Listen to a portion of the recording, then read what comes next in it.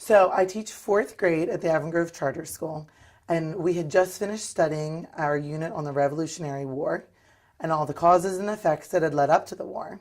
So we decided to take our grade to the Franklin Institute, to Independence Hall, to the National Constitution Center, and on a walking tour of all the historical sites around the Constitution Center. It was about a 75-minute tour, and we went on Wednesday.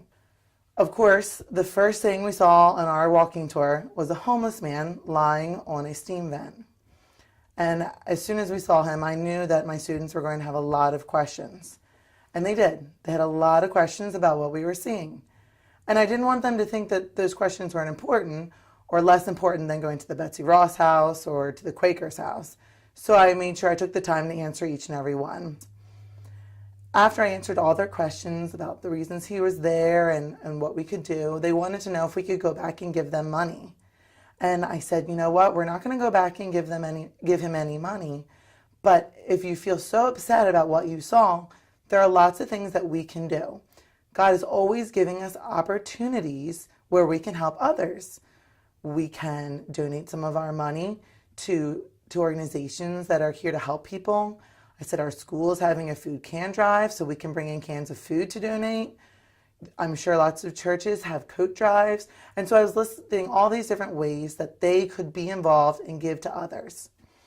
And so Thursday afternoon, I was picking up my son Mason from my mother's house, and we were heading off to the grocery store.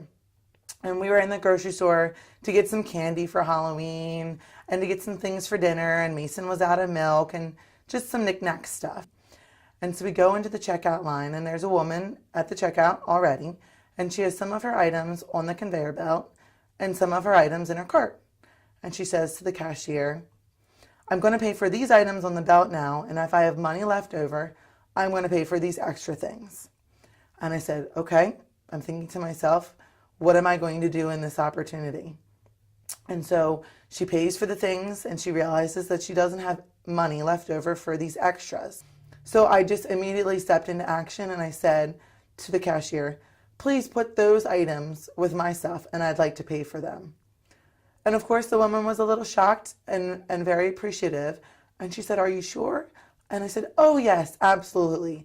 I said, you know, those things look like they're important to you, so please let me help you get them. And she thanked me, several times. And I said, of course, don't worry about it. Just remember to pass it on.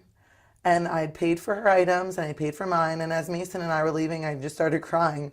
Not because of what I had done, but I was just so thankful that I had realized an opportunity that God was giving me to help someone else. So many times in our life, He gives us these opportunities and we miss them. Not because we mean to, we just have so much else going on. I could have easily been at the top of the cart playing with Mason and talking to him and missed their whole conversation and never been able to do anything. But it's because I was able to realize an opportunity that the Lord was giving me, that I was able to help somebody else.